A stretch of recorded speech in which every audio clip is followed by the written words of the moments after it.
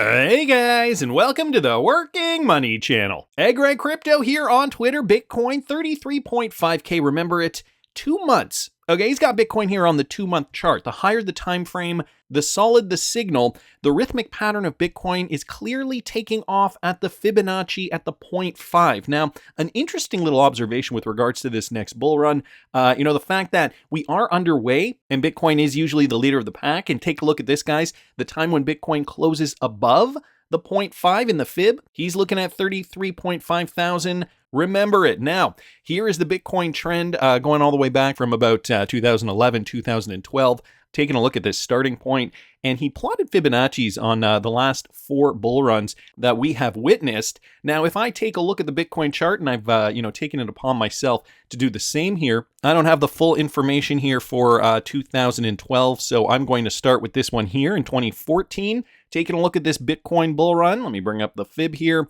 And you guys can see, just plotting a quick Fibonacci on here. You can see right around here at the 0.5, this is when we saw that initial retracement and then boom to the upside. So, we do get a little bit of bullish momentum here, but this is really when it takes off at the 0.5.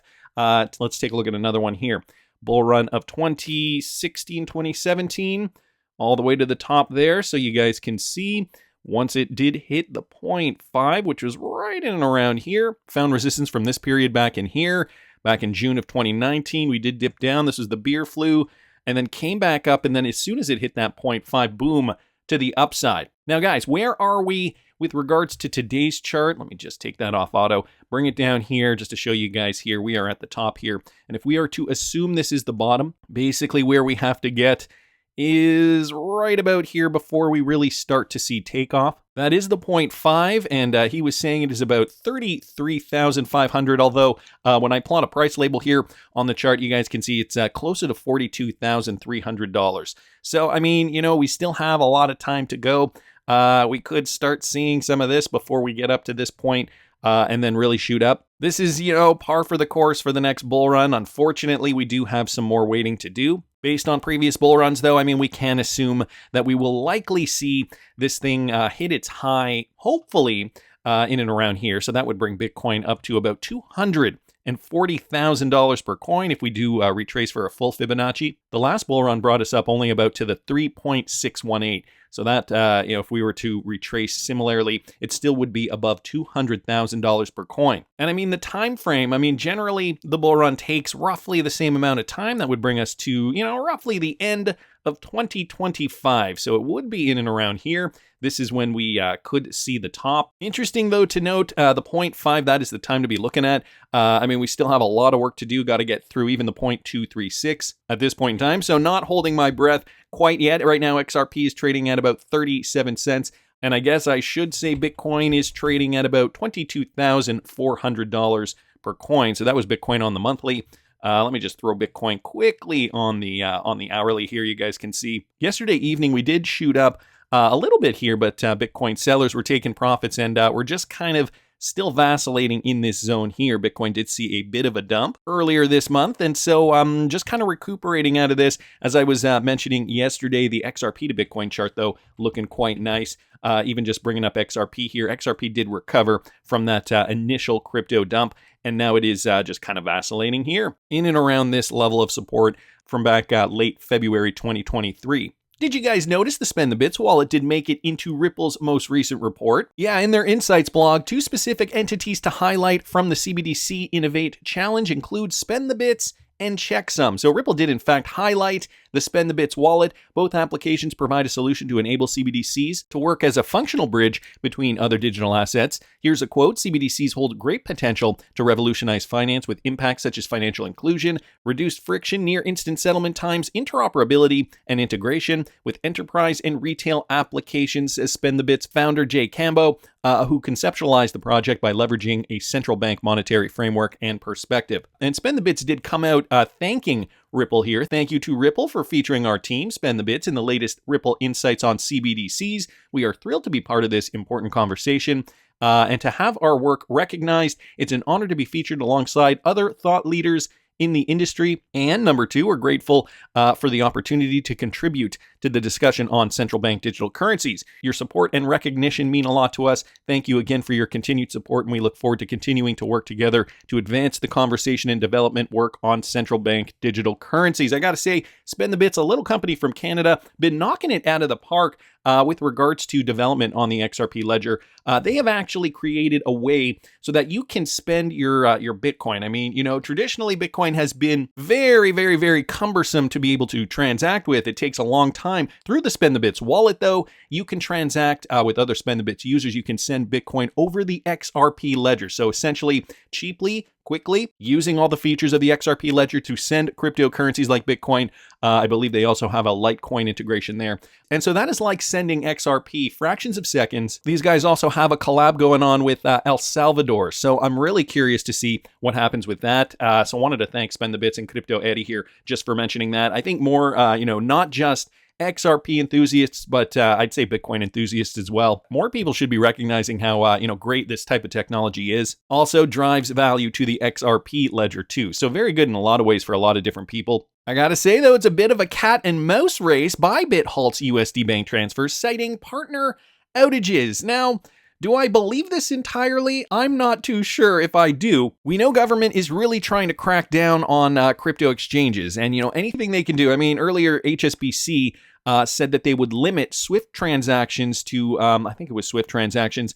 Over $100,000 was okay, but anything you wanted to transfer under $100,000, they just would not do it. There are other banks, too, traditional banks, that are just severing their ties with crypto exchanges completely. In this case, Dubai-based crypto exchange Bybit has suspended US dollar deposits via bank transfers in response to service outages from a partner. Wow, how convenient. In a blog post from March 4th, the crypto firm said that US deposits via wire transfer or SWIFT for US banks are no longer available. Alternatively, users can continue to make USD deposits via Dcash wallet or with a credit card. So exorbitant fees, I'm sure, compared to a SWIFT transfer, but SWIFT, they're not coming out and saying it, but the optics just do not look great. I got to admit, considering that news did come out the other day with regards to SWIFT limiting transactions. I want to say it's HSBC, but I'm not entirely sure if my memory is serving me correctly on that.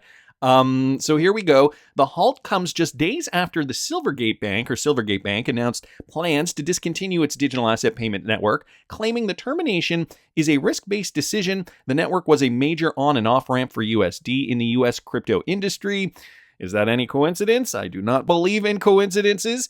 Regulatory pressure and market outflows after the dramatic collapse of cryptocurrency exchange FTX in November of 22 are driving US banks to reduce their exposure to cryptocurrency assets. Well, I think you're on track there. In February, Binance announced it would temporarily suspend bank transfers of US dollars. Previously in January, the exchange said its SWIFT partner Signature Bank would only process trades by users with US dollar bank accounts over $100,000. So there it is there, Signature Bank. I think I'm starting to see a pattern, and I'm sure you guys are as well.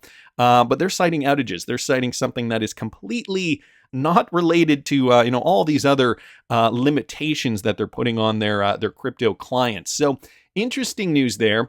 It's getting worse and worse for the crypto industry, at least right now in the short term. And people are getting really worried about this particular story. This idea that if Tether collapses, well, where does that leave the crypto industry?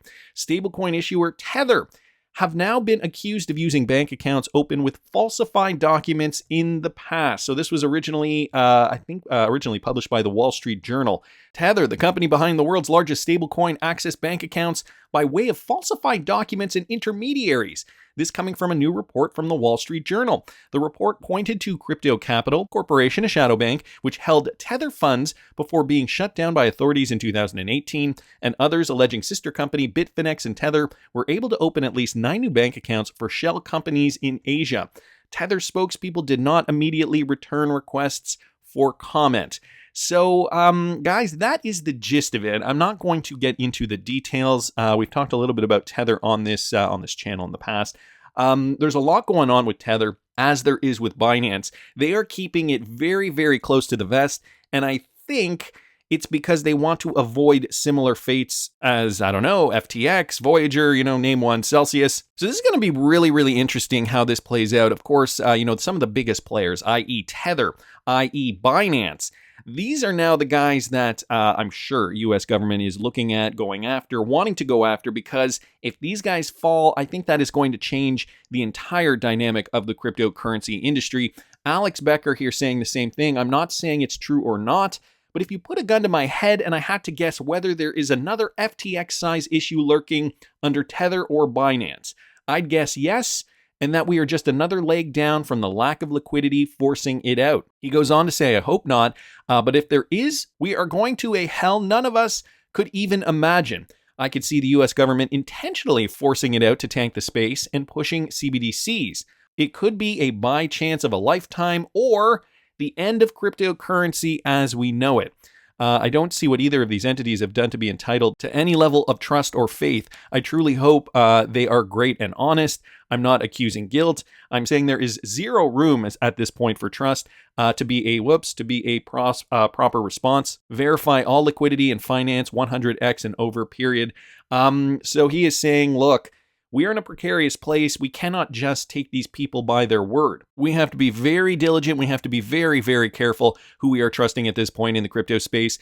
And again, guys, especially with exchanges, don't keep your crypto on the exchange. Keep your cryptocurrency in cold storage. I personally use a ledger, and I always say I have an affiliate link in the description of the video. If you guys are still looking for a ledger, you can use my affiliate. If you guys want to purchase a ledger, you don't have to use it though.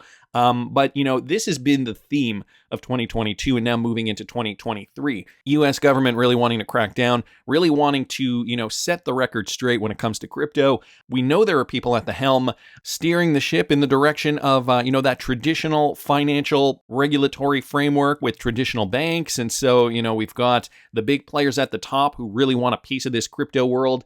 So they're trying to tear down everybody else. So again, just, another reason to keep your cryptocurrency safe. We don't know even at this point where the market is going. And, even though we are seeing positive movement for BTC, let's say, looking at BTC again back on the monthly, we are coming back out of the downtrend. I mean, January, very positive month for Bitcoin, and that's usually how it starts. We do see, a pretty positive month and then a few flat months until we get up to that 0.5 on the Fibonacci, and that might still take about a year or so. So there's still going to be a lot of turmoil in here before we see the uptick. There are some people suggesting that, we don't have to worry so much, like Attack Titan here on Twitter. Tether imploding means BTC imploding, and that will never happen. There is a very strong correlation with Tether and Bitcoin holders, the old school legacy Bitcoin crowd, I guess we could say. Let's not forget, guys, here is the Bitcoin rich list, and I will link this in the description if you guys want to take a look at this resource. Balances of Bitcoin addresses. Now, some of these addresses I'm sure are from exchanges. But look at the quantities that some of these addresses hold, like even this anonymous address here, 119,347 Bitcoin, worth over $2.6 billion USD. And there are quite a few of these addresses. So let's not forget there are still a lot of really, really, really wealthy Bitcoin holders here, owning more than 100 million Bitcoin, like lots of them. Check this out. I'm not even down to, so I'm at the top 100 wallets, and there are still more people that own over $100 million in Bitcoin. Just scroll down here. Yeah, lots of wallets here, 200, 300 wallets, and we're only down to about $116 million worth of Bitcoin. That would equate to roughly, here we go, it would equate to roughly 4,500 Bitcoin. So the top 368 wallets hold over $100 million worth of Bitcoin.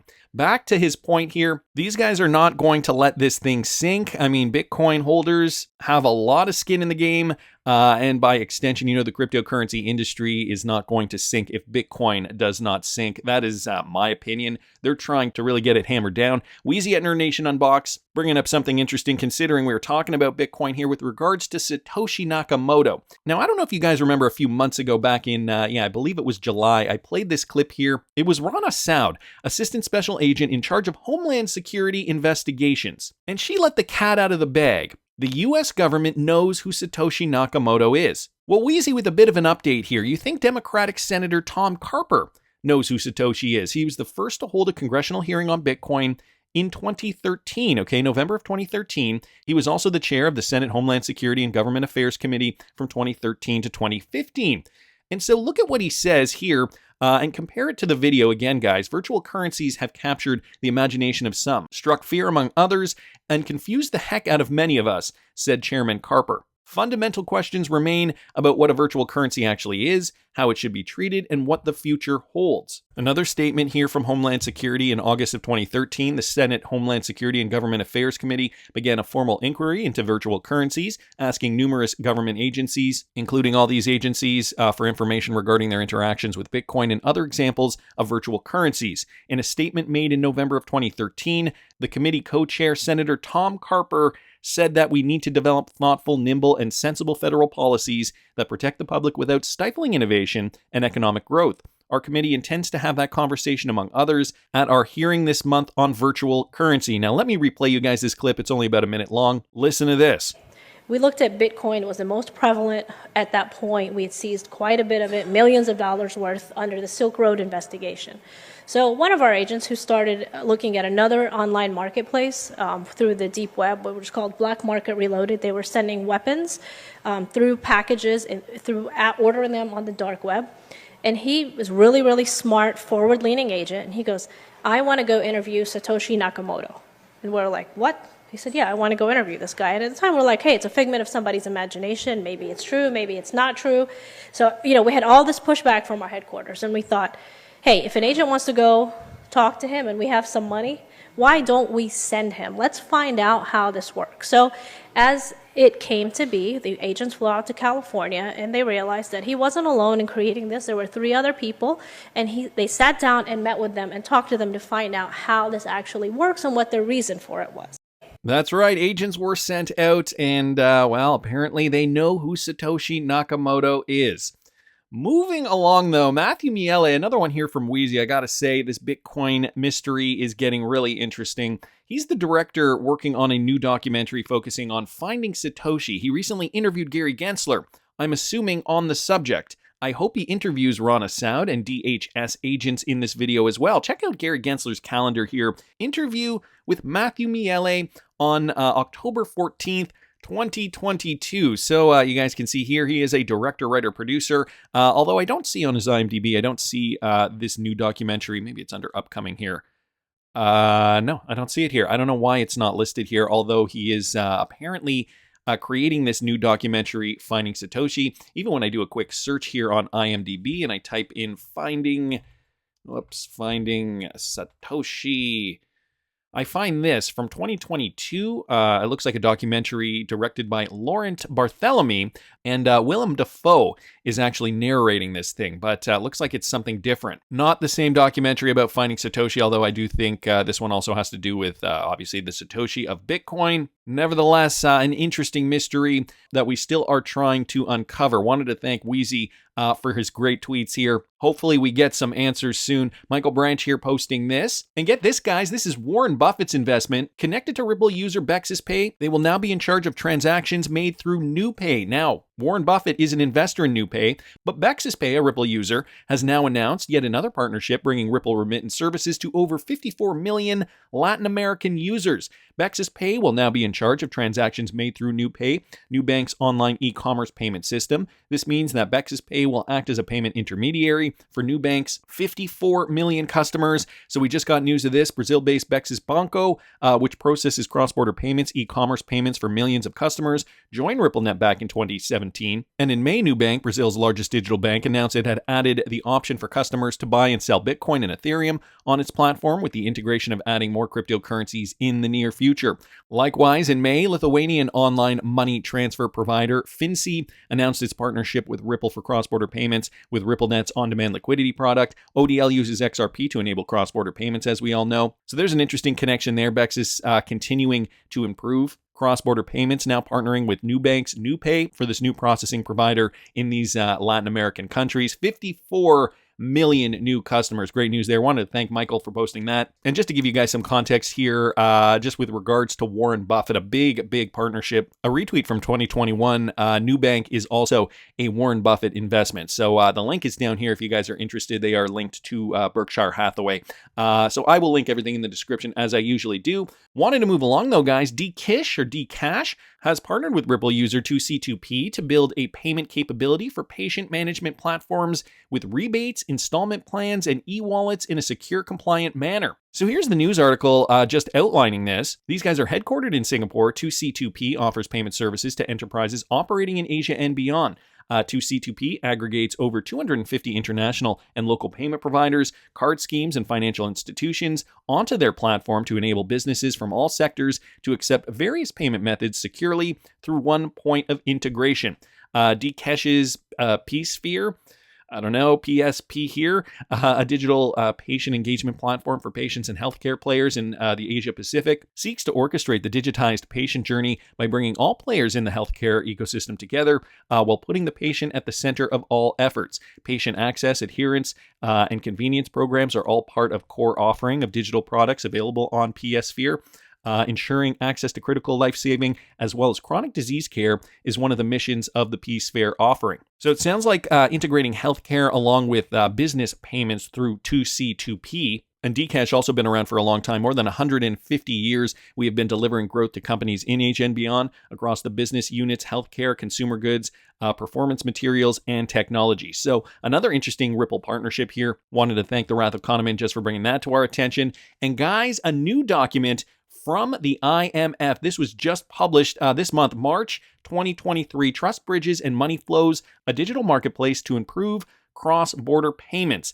The IMF has released a report interpreting different cross-border payment arrangements in terms of their implied trust structures and suggesting a global agnostic marketplace to trade tokenized money. Worth reading as it will be used to inform policymakers. Down here, amid questions about public and private initiatives, Ripple and XRP gets a brief mention, as well as 3 potential approaches to a marketplace, and is contrasted with XLM and DeFi, decentralized finance. Very helpful paper to conceptualize the issues, both in its descriptions and the questions raised. Guys, check this out here, okay? Directly from this report, and I do have the report up here. Note that it is from 2023, I believe. Yeah, right down here, March of 2023. So within the last 5 days, this was released. 3 models are arising: a private settlement, asset, and marketplace, such as Ripple's XRP, an open source marketplace, such as the Stellar Foundation, or more recently, DeFi Networks, and a marketplace and settlement asset based on unbacked crypto assets, such as Strike,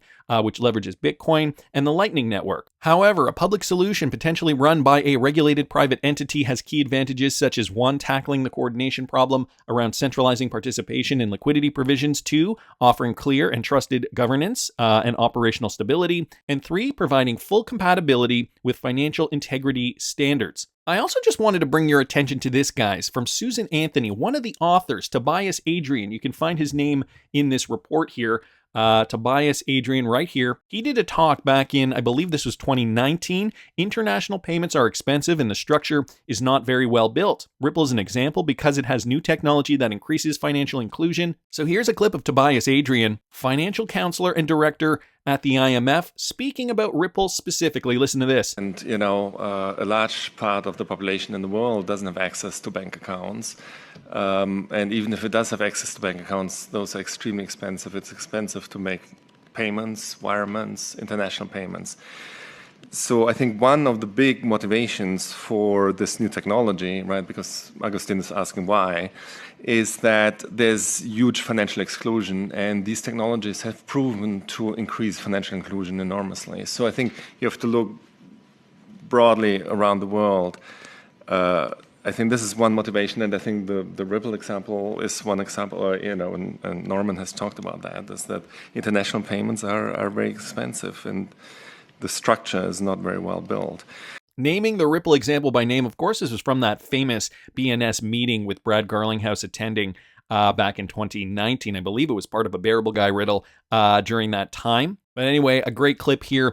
IMF clearly still on track as of this month, March 2023, using XLM and XRP as certain examples. Also, Mr. Know-It-All here on Twitter, XP is a payment platform that has been developed by Ripple and other partners. XP platform is built on blockchain technology and uses Ripple XRP token as a settlement currency. So guys, another snippet here from this same paper. Let me just move down here. You guys can see the table of contents, talks about XRP, crypto asset by Ripple, gives us a bit of an introduction, and then down here, this paper complements Adrian and others, which advances the vision for cross-border payments exchange and contracting platform called XP.